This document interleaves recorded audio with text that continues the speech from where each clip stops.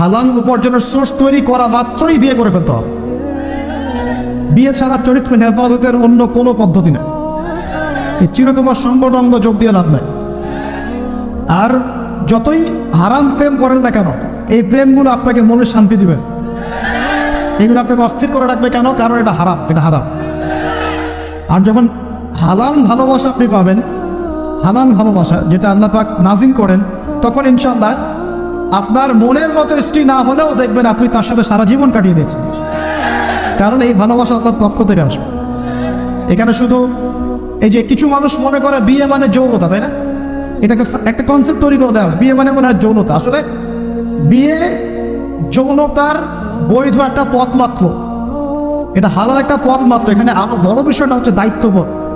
দায়িত্ব, একটা মানুষের দায়িত্ব নেয়া, তার অভিভাবক হওয়া, তার সাথে জীবনের সুখ দুঃখ হাসি কান্নাকে ভাগাভাগি করে নেয়, তার সাথে জীবনের উদ্দেশ্য ফিক্স করা, কষ্ট করে হলেও সবর করে হলেও সুখে দুঃখে পাশে থাকা, স্বপ্ন মানে পাশে থাকা।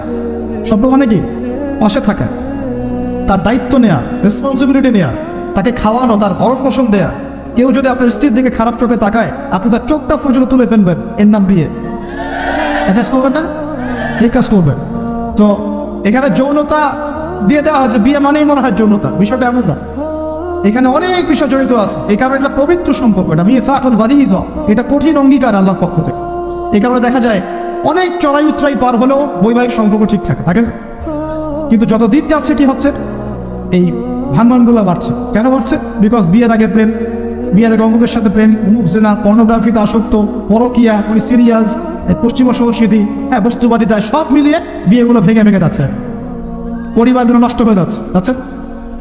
যদি আমি নিজে আপনাকে নসিহত করছি, যদি একজন স্ত্রী আপনার মনের মতো আল্লাহ পাক দিয়ে দেন এবং আপনার এই স্ত্রীকে নিয়ে থাকার মতো, খাওয়ার মতো, বাসস্থান, অন্ন বস্ত্রের সংস্থান আছে, স্বচ্ছল আপনি মোটামুটি, এবং আপনি তাকে ভালোবাসেন আপনার মনের মতো, আপনি তাকে নিয়ে সারা দুনিয়ার জীবনে কাটিয়ে দেন। অন্য কোনো দিকে দেখতে যান। কিছু বিষয় ক্রমসঙ্গে আছে ঠিকই, কিন্তু বাস্তবায়ন খুব কঠিন। ফ্যান্টাসিতে ঢুকলে হবে না, ফ্যান্টাসিতে ভুগবেন, এগুলো কঠিন। আর এখন যে অবস্থা পড়েছে, এই একজন স্ত্রীকে সন্তুষ্ট করাই তো কঠিন, আর মানুষ চারজনকে সন্তুষ্ট করতে চাচ্ছে। এত সহজ না সব কিছু। এটা নিয়ে আমি আলাদা লেকচার দেবো। আপনাদের কিছু বিষয় জানতে হবে, জানার দরকার আছে। আর ব্যালেন্স করা এত সহজ নয়, সর্বোচ্চ চেষ্টা করার পরেও দেখবেন, সর্বোচ্চ চেষ্টা করার পরেও দেখা যাবে দিন শেষে আপনি অপরাধী হয়ে বসে আছেন। আর আমি একটা লেকচারে বলেছি না, পুরুষ মানুষ বোকা। পুরুষ মানুষ কেন বোকা? কারণ সে সবাইকে খুশি করতে চায়। সে চায় মা সুখে থাক, বোন সুখে থাক, স্ত্রী সুখে থাক, যদি আরও স্ত্রী থাকে ও সুখে থাক, সন্তানরা সুখে থাক, সবাই ভালো থাক। এবং তাদের ভালোর জন্য তারা কত কষ্ট করে, দিন রাত ডিউটি করে, অফিসে যায় আসে, জ্যাম ফেস করে, মানসিক প্রেশার নেয়, শারীরিক প্রেশার নেয়, তাই না? অথচ এই কষ্ট কিন্তু মহিলারা বোঝে না, সবাই বোঝে না। আছে অনেক ভালো স্ত্রী আছে, কিন্তু সবাই কিন্তু বোঝে না। মনে করে যে পুরুষ মানুষ মনে হয় ভোগবাদী, খালি মেয়েদেরকে ভোগ করতে চায়। অথচ সবাইকে সুখে রাখার এই চেষ্টায় একজন পুরুষ দিন শেষে নিজেই সুখী হয় না। বহু পুরুষ শেষ বয়সে গিয়ে একাকিত্ব ভোগে, একা হয়ে যায়।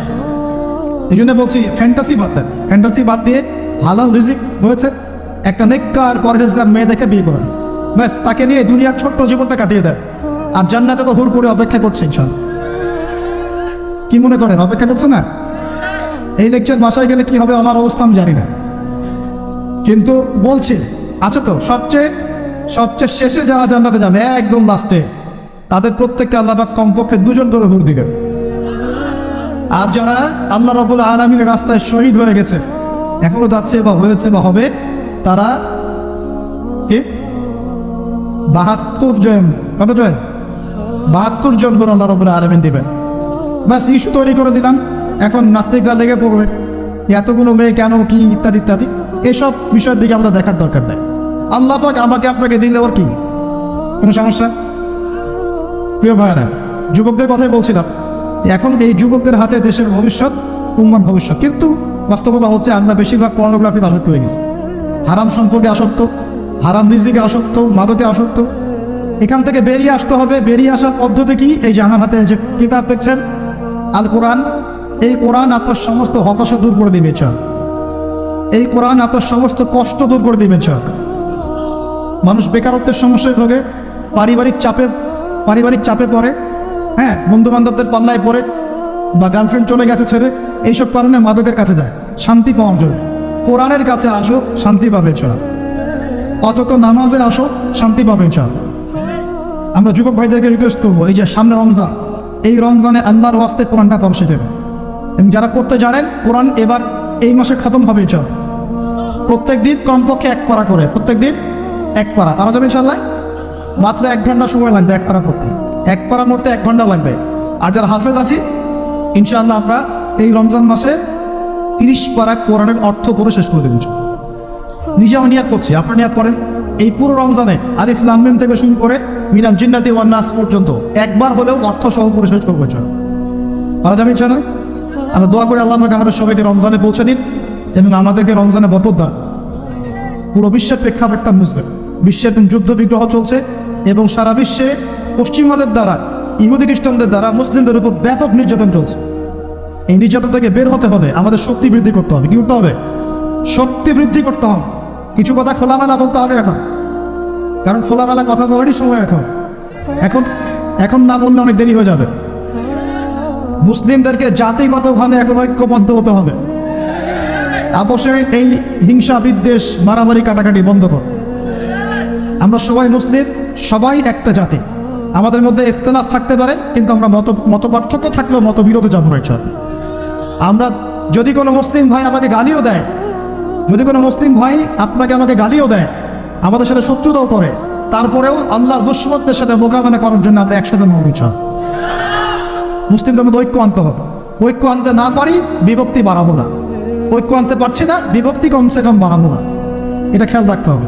এরপরে আমাদের মুসলিমদের প্রথম দরকার জ্ঞানের বিপ্লব। কিসের বিপ্লব? কোরআনের জ্ঞান, হাদিসের জ্ঞান, এই যে ইসলামের জ্ঞান, দ্বীনের জ্ঞান এবং দুনিয়াবি জ্ঞান, এই সমস্ত রকম জ্ঞানকে একত্রিত করে এমন শিক্ষা গ্রহণ করতে হবে যে ইনশাআল্লাহ আগামী দিনে যেন আমরা আগামী 10 থেকে 20 বছর পর এই কোরআন সুন্নাহর জ্ঞানকে দিয়ে বিশ্বকে চ্যালেঞ্জ করতে পারি। এমন প্রজন্ম তৈরি করতে হবে। আল্লাহ পাক তৌফিক দান করুন। এখন আমাদের সবাইকে আদর্শ পরিবার করতে হবে। নিজের পরিবারের মধ্যে কর্তা আমি আমার পরিবারে কর্তা কায়েম করবো, কারো কিছু বলার আছে? আমি আমার পরিবারে নামাজ প্রতিষ্ঠা করবো, কারো কিছু বলার আছে? আমি আমার পরিবারের মধ্যে দ্বীনের ইলম তালিম চালু করবো, কারো কিছু বলার আছে? নিজের পরিবারে করতে আমরাই। অতএব পরিবারটা কমসে কম ইসলামিক করে গড়ে তোলেন। আল্লাহ পাক তৌফিক দান করুন। 4 নম্বর, আমাদের সন্তান যারা আছে তাদের সবাইকে ইসলামিক শিক্ষা দেওয়ার চেষ্টা করতে হবে। যদি ইসলামিক শিক্ষা দিতে এই সমাজ ব্যর্থ হয়, তাহলে নতুন শিক্ষা প্রতিষ্ঠান গড়ে তুলে হলেও শিক্ষা দিতে হবে ইনশাআল্লাহ। আল্লাহ পাক তৌফিক দান করুন। আমাদের প্রত্যেক পরিবারের মা বোনদেরকে খাস পর্দায় রাখতে হবে এবং যুবক ভাইদের জন্য বিয়েটাকে সহজ করতে হবে।